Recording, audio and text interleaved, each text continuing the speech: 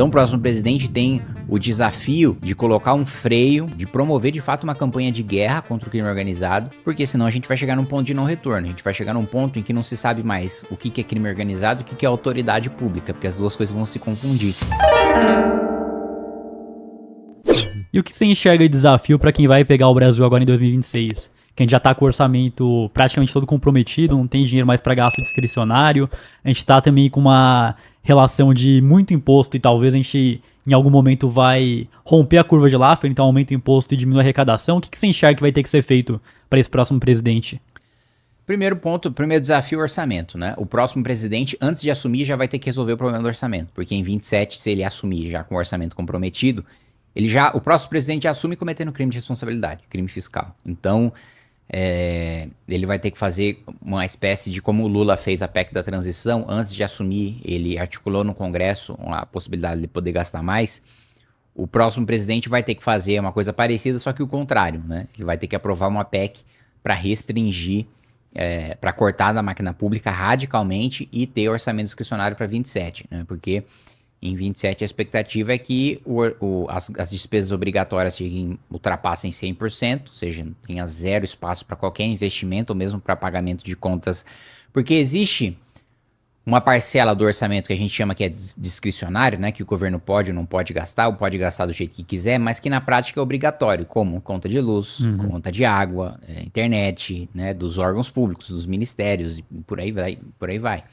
Então, isso seria a primeira vez que o Brasil viveria um shutdown, né? Um apagão total dos serviços públicos. O próximo presidente vai ter esse desafio grande de ter que aprovar uma medida extremamente impopular antes mesmo de assumir. E do outro ponto, o enfrentamento a facções criminosas, né? O crime organizado avança, não tenho a menor dúvida de que tem deputado, que tem senador ligado ao crime organizado, prefeito, que tem governador ligado ao crime organizado, ministro de Estado. Então, juiz, promotor, né? O PCC tem cursinho, né, de direito para ter os seus promotores, advogados e juízes aliados da causa. Então, o próximo presidente tem o desafio de colocar um freio, né, de promover de fato uma campanha de guerra contra o crime organizado, porque senão a gente vai chegar num ponto de não retorno, a gente vai chegar num ponto em que não se sabe mais o que é crime organizado e o que é autoridade pública, porque as duas coisas vão se confundir, o que é Estado, o que é bandido, né? Se o bandido tá no papel de Estado de enfrentar bandido, como é que a gente faz? E você vê que já tá nessa linha, que se passar um pouco mais, a gente já atravessa isso. Perfeitamente, a gente já tá nessa linha, né? Basta ver as dezenas de bilhões de reais que você tem de movimentações em operações recentes, ali a Carbono Oculto, acho que é uma das principais delas, e da gente descobrindo que o crime organizado está fornecendo combustível para os jatos das nossas Forças Armadas, né? Para jato da FAB, né? Para carro da Presidência da República. É nesse nível de infiltração que a gente já tem hoje o crime organizado de influência, né? E hoje, o tráfico, ele é uma parcela menor. A gente chegou num ponto de gravidade que o tráfico é uma parcela menor do financiamento do crime organizado. Hoje ele já está em atividades formais, em postos de gasolina, em distribuidoras, hotéis, restaurantes, que é um nível de complexidade muito maior de se enfrentar e uma receita muito maior que não depende tanto do tráfico. Então, para além de enfrentar a receita do tráfico, você ainda tem que enfrentar a infiltração em setores formais, inclusive em grandes fundos de investimento. Sim. Né? E o que você enxerga dessa dificuldade mesmo? Porque no passado eles usavam o tráfico para gerar receita e lavavam esse dinheiro. Hoje em dia, por já estar dentro do meio tradicional e ainda por cima gerando lucro com isso aí, como é que faz para pegar o crime organizado hoje em dia? Olha, a gente tem defendido uma política muito radical, né, de direito penal do inimigo, que é basicamente o seguinte, de tratar facções criminosas e faccionados como se eles fossem invasores estrangeiros, como se fosse um exército estrangeiro invadindo o nosso país. O Paraguai decidiu invadir o Brasil, a gente está em guerra com eles. Você abate o soldado inimigo, né, não tem conversa. Então, o crime organizado hoje, ele é de fato um estado estrangeiro invasor. Ele tem hino próprio, forças armadas próprias, tribunal próprio, né, leis próprias, território próprio. Metade do território do Rio de Janeiro já está tomado pelo crime. Então, eles não podem ter as mesmas garantias e os mesmos direitos de um cidadão comum. Eles têm que ser tratados como inimigos da sociedade, como inimigos do Estado e, portanto, ter, primeiro, um processo penal mais rápido e leis penais mais rigorosas. Eu, pessoalmente, defendo prisão perpétua e pena de morte porque, exemplo, Marcola. De que adianta prender o Marcola se ele comanda o crime organizado de dentro do presídio? Tamanho é o seu poder, tamanho é a sua influência. O sujeito tem que ser condenado à morte. Não há o que se fazer. Nem prisão perpétua soluciona para ele. E há outros casos de não faccionados, mas de criminosos muito perigosos, né? E tem que ter prisão perpétua porque não tem ressocialização, não tem como reintegrar esses sujeitos na sociedade, né?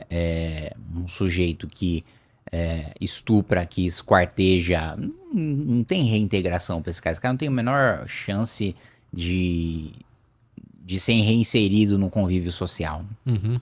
E se, por exemplo, agora até pensando dessa forma, realmente a situação tá bem complicada.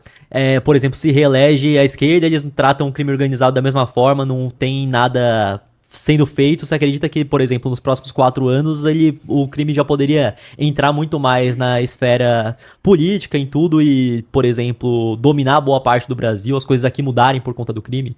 Não tenho a menor dúvida. O PT já deixou as portas escancaradas para o crime organizado. Você teve a dama do tráfico, né, que é a mulher do tio Patinhas, lá, que é um dos chefões do Comando Vermelho, que teve no Ministério da Justiça, quando o ministro Flávio Dino ainda estava comandando esse ministério, né?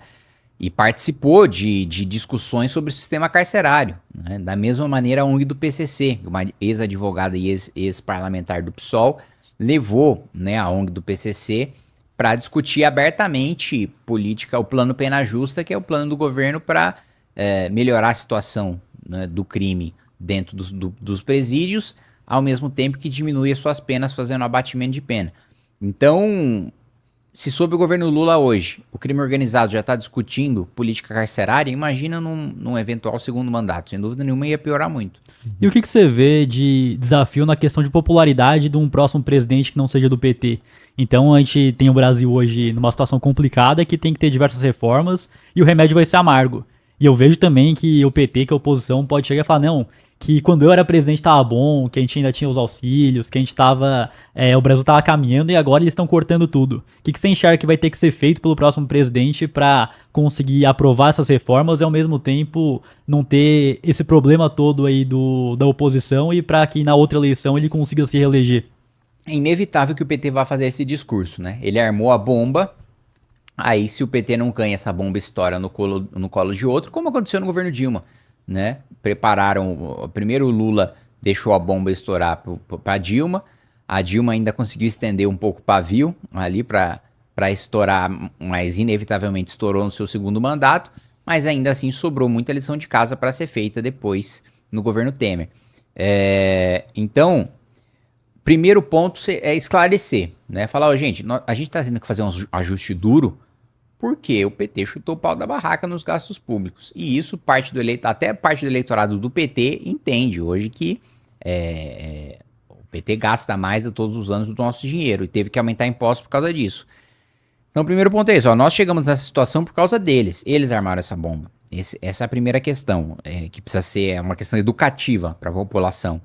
E o outro ponto, a medida do orçamento é impopular, mas tem uma série de outras medidas populares que, se você coloca no mesmo pacote de aprovação, ajuda muito na discussão. Você fazer corte de super salário, você revogar a taxa de blusinha, você fazer esse enfrentamento ao crime organizado, instituir, né, iniciar uma discussão sobre prisão perpétua, sobre penas de morte, são matérias necessárias, políticas sérias, mas que são ao mesmo tempo populares e que podem ajudar no debate a fazer o enfrentamento para medidas mais duras que a gente vai ter que tomar, né?